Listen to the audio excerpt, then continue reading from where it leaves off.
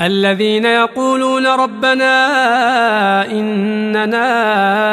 آمنا فاغفر لنا ذنوبنا وقنا عذاب النار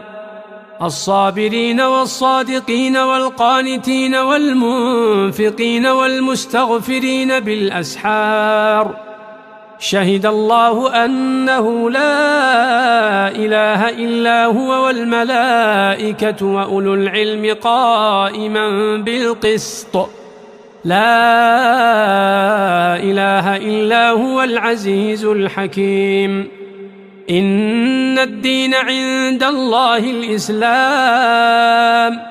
وما اختلف الذين أوتوا الكتاب إلا من بعد ما جاءهم